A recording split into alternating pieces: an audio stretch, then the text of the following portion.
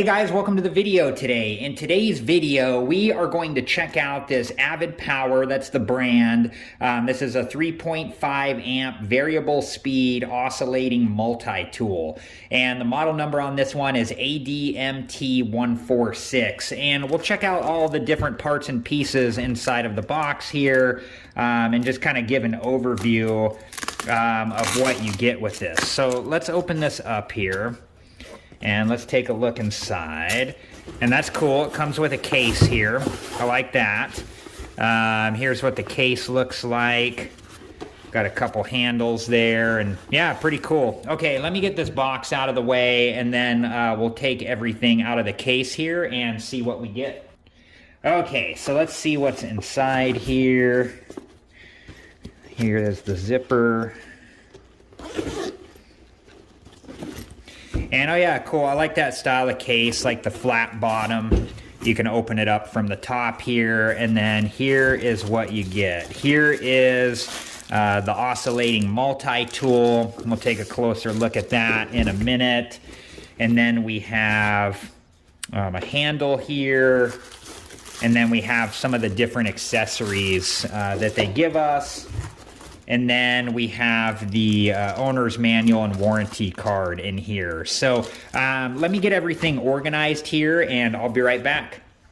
Okay, so let's get a closer look at everything here. I'm going to go through each of the accessories that they included in the parts and pieces, and I'll show how to install the handle here, and I'll show how to install one of the accessories, and we'll just take a closer look at the Avid Power variable speed oscillating multi-tool. Okay, so here is the Avid Power 3.5 amp variable speed oscillating tool owner's manual. And before you ever use this tool, it's very important that you read through the owner's manual completely and understand it completely. It will tell you everything you need to know on how to use the tool both safely and properly. Also, whenever you're using this tool, make sure that you're always wearing the proper safety equipment and take all safety precautions. Okay, so this is the scraper here. And in the owner's manual, it says scrapers are suitable for removing old coats of varnish or adhesives, removing bonded carpeting. And then it goes on to give some examples and more information. So again, make sure that you read through the owner's manual to learn more about what this accessory is used for. Okay, so these are the different saw blades that they gave us in this set. This one here is the half moon saw blade. This one here is the straight blade. And then this one here is the triangle saw blade. And the owner's manual says for the saw blades, let's get back to that section. Saw blades are ideal for making precise cuts in tight areas, close to edges, or flush to a surface. And then it goes on to give additional information about this blade here and this blade here. So make sure that you read through that information in the owner's manual. It will give you the specifics, and examples of what these saw blades can be used for. And then this is the sanding pad, and then this here is the sanding paper, and they give you 5 of these sanding papers. And in the owner's manual, it says sanding accessories are suitable, dry sanding of wood, metal surfaces, corners and edges, and hard to reach areas. And then it goes on to give additional information as well about the sanding accessories. So just make sure to read through the owner's manual to learn more about the sanding accessories. So I think these are the carbon motor brushes that they give you a couple extra. It doesn't talk about these in the owner's manual or tell you how to replace them. So what I think these are for is if you ever do have to have your multi-tool serviced, you would give these to the qualified repairman to be able to, service the tool for you. Okay, so in order to install the handle, the first thing that we need to do is make sure that the multi-tool is both off and unplugged. You never want to install or remove an accessory or an attachment from the multi-tool until you make sure that it's both off and unplugged. So once we've done that, This just has a twist and handle, and you can put it on either side of the multi-tool, just whatever you know, preference you have for whatever job you're doing. But this will just twist in like so.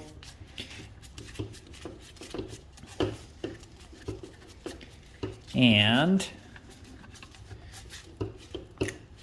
once you have that as tight as you can get it by hand, if you look inside here, there's actually a Phillips head screw down there, so you can use a Phillips head screwdriver just to get down in there and make sure to get the handle all the way tight on there like so. Okay, so now I'm going to show you how to install and remove an accessory from the multi-tool here. And the first step, again, this is really important. We need to make sure that the multi-tool is both off and unplugged before we do anything. You never want to install or remove an accessory from the multi-tool until you verify that it's both off and unplugged.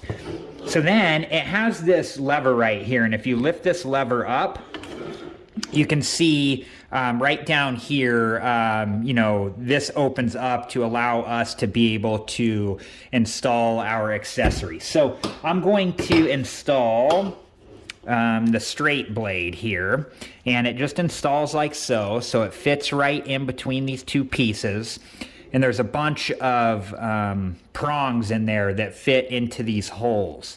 So if we line this up like so, and here's a better view of the bottom, you can see how all those prongs fit into the holes. And then we're going to take the lever here, and we're just putting it back into place where it was, and you want to make sure that it goes all the way into place like this.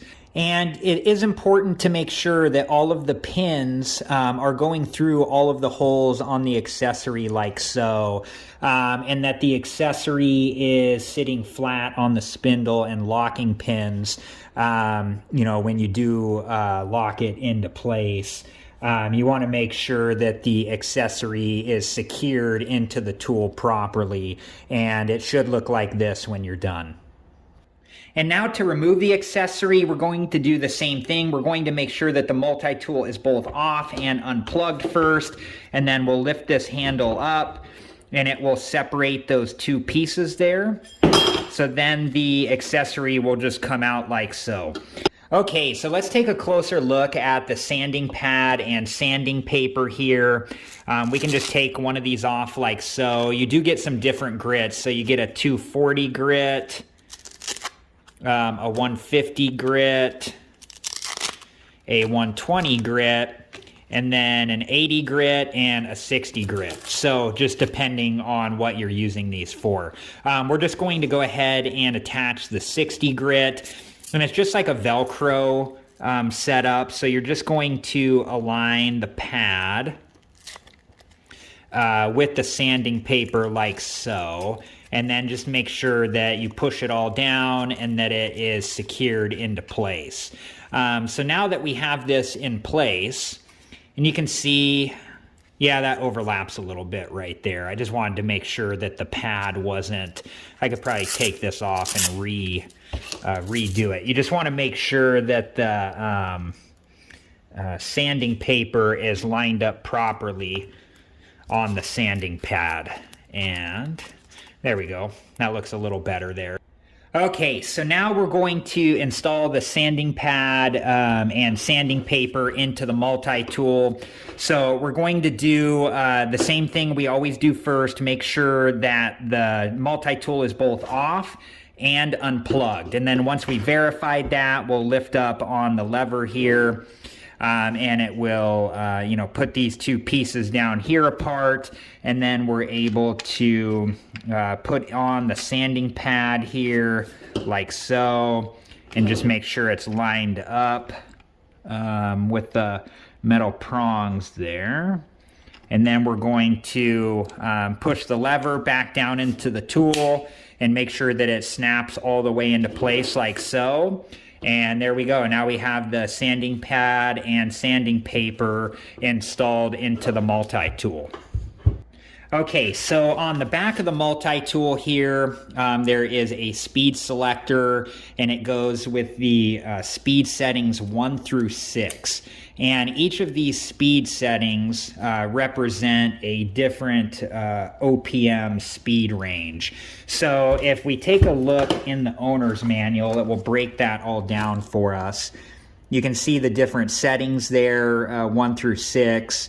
And then what the OPM is for each of the settings. So, and depending on which accessory you're using, you know, or what you're working on will determine, you know, which speed setting you want to use. So, okay, so I'm going to plug the tool in and then I'll turn it on and we'll see what it looks like while it's running.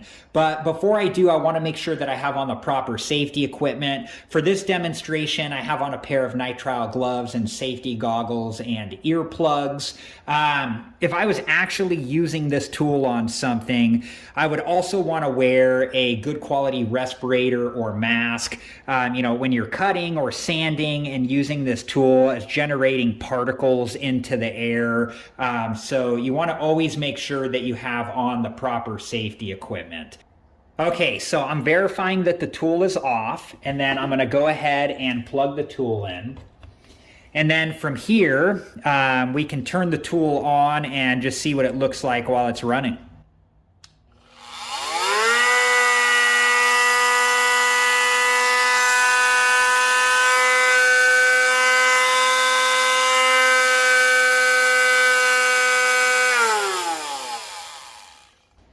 Okay, so I've turned the tool off and I'm going to set that down and then I'm going to unplug it.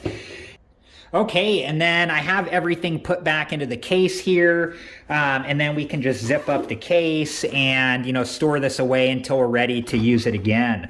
And I always like when you buy like a tool set that it comes with a case or a way to store it. That's always a nice thing to have. And it has these pockets on the front too, so you could put the accessories in here or different things in here, just whatever you want. But in my opinion, this is a nice tool. And a nice value, and you get some different accessories with it, you know, and this tool can come in useful in a lot of different situations. So I hope you guys have enjoyed this video, and thank you so much for watching.